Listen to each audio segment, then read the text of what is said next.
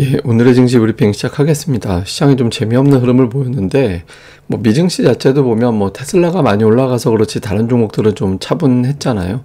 테슬라가 오늘 7% 올라갔는데 이게 이제 전년 대비 분기별 판매량 추이입니다. 근데 이제 판매량이 저 오렌지색으로 보이는 게 이제 2분기인데 2분기 판매량의 83%나 급증했다라는 보도가 있었죠. 이것 때문에 테슬라가 급등을 하고 그 외 종목들은 거의 변화가 없었거든요. 그래서 2차 전지주들 이외에는 모멘텀이 없었다. 그래서 크게 변화를 주기는 어렵고 더군다나 이제 미증시 휴장을 앞두고서 외국인 참여가 또 줄어들다 보니까 전체적으로는 조금 얌전한 그런 양상이었습니다. 그리고 또 확 치고 올라갈 만한 종류도 별로 없는 게 그러니까 미국에서 나왔던 ISM 제조업 지수가 좀 계속 부진하고 미국 경기가 좋다 이런 느낌보다는 그러니까 나쁘지 않다, 침체는 아니다, 요 정도 수준이잖아요.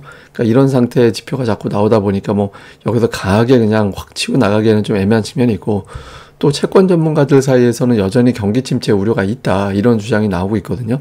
이게 2년물, 10년물 국채금리 차이를 보여주는 건데 이게 이제 계속 아래로 이렇게 오래 머물고 있으면 결국에는 경기 침체 온다라고 하잖아요. 근데 이게 이견도 있긴 있습니다. 이게 뭐냐면 캠벨 하비 이 사람이 누구냐면 금리차 역전을 가지고 경기 침체가 온다라는 걸 갖다가 이제 이론적으로 만든 사람이에요. 그 사람이 바로 우리가 이 지표를 보고 경기 침체 오네 안 오네 이런 얘기할 때 그 지표를 만든 사람, 그 이론을 만든 사람이 캠벨 하비 교수거든요. 근데 이 사람이 작년도 12월에는 그냥 저 침체 신호는 거짓일 수 있다. 고용이 워낙 좋고 그래가지고 지금으로서는 경기 침체 가능성보다는 연착륙 가능성이 높다 이렇게 얘기를 했었거든요. 근데 지금 올 6월엔 또 말을 바꿨습니다. 이게 같은 사람 이야기 기사인데 경착륙 가능성이 높아졌다. 그 이후로는 연준이 금리를 계속 올려서 또 이렇게 말을 또 바꾸기도 했습니다. 근데 어쨌든 이 어떤 장단기 금리차 벌어지고 있는 거를 두고도 의견은 계속 바뀌고 또 갈리고 있어요. 그래서 이런 어떤 재료를 또 숫자를 보고 나서 투자자들이 적극적으로 매수하기는 좀 쉽지 않은 그런 상황이 좀 있었죠.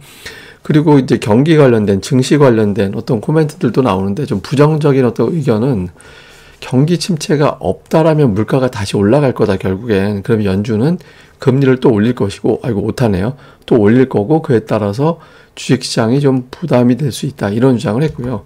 반면에 이제 긍정적인 측면 톰리라는 이 대표적인 어떤 낙관론자죠. 이 사람 연말 증시 더 올라갈 거다 상향 조정하면서 인플레이션이 진정이 될 거고 경기 침체는 오지 않는다. 그리고 기업들의 이익이 증가되는 효과가 있다. 이렇게 주장을 했고요. 샘 스토벌은 지금의 투자자들의 심리는 ONO가 아니라 이제는 FOMO. 이거 지금 완전히 내가 소외되면 어쩌지? 이런 어떤 형태로 변화가 되고 있어서 시장이 안 빠지는 거다. 그다음에 이제 골드만삭스의 이제 분석가는 인플레이션이 예상보다 더 내려갈 것 같다. 그 근거로는 중고차 가격이 빠지고 있고 아파트 임대료가 내려가고 있고 여름 계절성 그리고 노동 수요와 공급이 균형을 맞추고 있기 때문에 인플레이션이 예상보다 더 빨리 떨어질 가능성도 있다. 이렇게 좀 낙관적인 전망을 하기도 했습니다. 근데 어쨌든 이제 어저께 1차적으로 반영이 됐다 보니까 우리 증시에는 추가적으로 반영되기에는 좀 애매한 그런 상황이었죠. 그리고 이제 오늘 주요 종목들을 보면 코스피는 딱 봐도 이제 크게 올라가고 내려간 그런 종목이 없잖아요. 오늘 LG에너지 솔루션이 마이너스 1포인트 정도 떨어지게 만드는 데 역할을 한 거 외에는 크게 역할을 한 거 없습니다. 근데 이제 코스피 지수는 제법 빠졌잖아요. 그러니까 그냥 골고루 되게 많이 빠졌다. 대부분의 종목이 1% 안쪽으로 빠져서 좀 그냥 전체적으로 좀 쉬어가는 분위기였다라는 거고 코스닥은 좀 변화가 있었죠. 예를 들어서 이제 에코프로비엠이 4% 올라가고 에코프로는 2% 올라가고 그러니까 에코프로비엠이 2.2포인트 올려놨는데 에코프로가 마이너스 1.2포인트 빼놓고 그러다 보니까 오늘 코스닥 시장은 1포인트 살짝 안 되는 정도만 올라갔잖아요. 그러니까 딱 저 정도 비율만 움직였죠. 그래서 오늘은 전체적으로 그냥 코스피는 대형주 흘러간 대로 비슷하게 코스닥도 대형주가 그냥 지수만 적당히 만들고 나머지는 약간 흘러내린 정도 그 정도로 진행이 됐던 것 같습니다. 근데 이제 에코프로와 에코프로비엠이 오늘 두 종목 거래대금이 3조 원이었어요. 여전히 전체 거래대금의 한 20% 중반 정도가 두 종목이 되고 있거든요. 근데 이게 보통 10% 이상 단일 종목이 거래대금을 차지하면 그러면은 좀 수급 쏠림이 나타납니다. 그러니까 오늘 저 정도까지 돼버리면 다른 종목들 수급이 그냥 빨려나가요. 그러니까 지금 현재 시장은 제가 보기에는 이걸로 저는 게임 끝났다라고 보거든요. 게임 끝났다는 의미는 뭐냐면 그냥 7월은 나는 차별화 장세로 갈 거야. 그냥 가는 종목만 갈 거야. 이렇게 보여주는 전형적인 현상이라고 봅니다. 물론 이게 이제 2차 전지가 계속 주도한다라는 게 아니라 가는 종목들만 몇 개가 돌아가면서 순환으로 올라가고 나머지는 그냥 재미없고 뭐 어정쩡하게 가고 그런 형태로 가겠다라는 거를 전형적으로 보여주는 게 아닌가 그렇게 보입니다. 자, 수급에서는 개인들만 매수하는 형태를 보였고 특히 선물이 외국인들이 또 이렇게 나왔죠. 근데 오늘 한편으로 보면 선물을 저렇게 많이 팔았는데 지수는 또 덜 빠진 측면도 있거든요. 그리고 제가 뭐 어저께는 너무 선물이 또 단기적으로 매수 들어와서 좀 불편하다고 이제 오히려 좀 선물 매도 나오는 것도 나쁘진 않다. 이런 취지로 말씀을 드렸는데 오늘도 저렇게 선물 매도가 나와서 오히려 지금은 매수 여력이 2만 계약이 넘어가게 돼서 또 웬만하면 또 지수가 하루 정도 두들겨 맞으면 또 올라갈 수 있는 그 정도의 구도는 또 만들어 놨습니다. 뭐 그렇게 나쁘게 볼 이유는 아닌 것 같고 그러니까 종목으로 보면 외국인들은 오늘 그냥 삼성전자 삼성전자 말고는 순매수 2위 종목이 기아인데 150억이잖아요. 삼성전자 하나만 집중적으로 매수했고 하이닉스 모처럼 매수하긴 했지만 규모는 뭐 금액으로 한 90억 규모로는 7만 주인가? 뭐 그렇게밖에 안 들어왔거든요. 그래서 오늘은 그냥 삼성전자에만 진심이었고 그거 이외에는 뭐 자동차 좀 보였고 항공주 그다음에 이제 해운주 일부 정도 보인 거.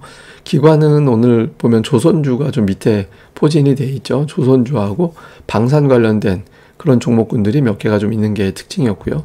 다음에 코스닥 쪽에서는 외국인들은 에코프로 오늘은 매도, 에코프로비움 매수, 셀트리온S 매수, 그다음에 뭐 그 외에는 이렇게 업종이 특별하게 이제 업종적인 특징이 있다 이런 거는 별로 없었어요. 그냥 셀트리온 헬스케어와 셀트리온 제약을 두 개를 다 담았다 정도가 특징이었고, 다음에 기관 같은 경우는 보면 역시 뭐 YG엔터를 담은 게 좀 있었고, STI가 최근에 계속 순매수 상위에 들어가 있죠. 주가도 좀 많이 올라갔었고, 그런 걸 비롯해서 이제 IT 기업들 몇 개, 엔터주 몇 개 이렇게 이제 담는 모습이었고, 성광밴드 담았잖아요. 그러니까 양시장에서 이제 조선주에 대해서는 외국인들이 좀 아주 기관이 좀 신경 쓴 것 같아요. 그러니까 최근에 기관 매매하는 걸 보면 6월 중순 이후에 매수했던 업종들 그대로 좀 갖는 느낌이거든요. 그러니까 자동차, 반 IT, 조선 그다음 이런 것들을 좀 집중하는 경향이 있는데 좀 그대로 좀 이어지는 것 같습니다. 일단은 그래서 제가 이게 6월 2분기 끝난 건지 3분기로 이어지는 건지를 좀 볼 필요가 있다. 근데 이제 현재는 좀 이어지는 분위기인 것 같아요. 자, 이슈를 보면 경기 침체 우려가 진정이 됐다라는 점, 요거는 이제 긍정적이죠. 예, 근데 이제 단점이, 이거 사실 경기 침체 우려 진정된 게 단점이라고 얘기하는 게 뭐하긴 한데, 어쨌든 시장에서는 이것 때문에 이제 금리에 대한 이야기가 계속 나오게 된다.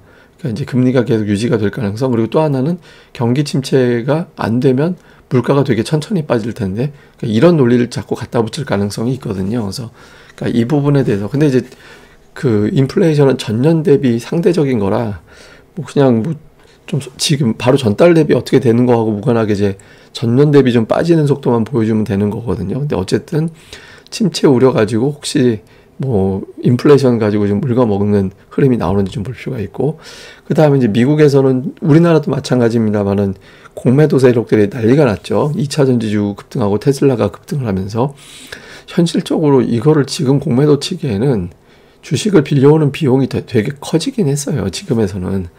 예, 근데도 불구하고 이건 너무 고평가야 라고 하면 또 여기서부터 또 새롭게 추가 공매도가 등장할 수도 있잖아요. 근데 그걸 갖다가 거의 뭐 완전히 응징을 하는 분위기가 되고 있긴 한데, 뭐 대표적으로 테슬라 보면 됩니다. 테슬라하고 엔비디아가 이제 대표적으로 공매도들이 막 벼르고 있는 종목들인데 계속 당하고 있잖아요. 그러니까 두 종목의 구도. 그 다음에 이제 외국인들이, 제가 이제 지난달에 외국인들이 분기 마지막 달에는 매도를 하는데 분기 첫 달은 좀 매수한다. 근데 아직까지 매수가 안 들어오고 있거든요. 그러니까 미증시 휴장 영향도 좀 있는 것 같은데, 휴장 영향을 벗어나는 목요일부터가 사실은 되게 중요하죠. 외국인들의 어떤 태도에 아직까지 삼성전자는 움켜쥐고 있어서 괜찮아 보이긴 하지만 어쨌든 확실하게 좀 매수를 해주지 않고 있다라는 점. 오늘 특징은 뭐 엔터, 조선, 차부품, 화장품, 반도체 내에서는 DDR5, 일부 HBM 종목들도 좀 움직임이 나왔고, 그래서 업종 내에서도 조금 이제 차이가 나는 그런 형태를 보이는 것 같습니다.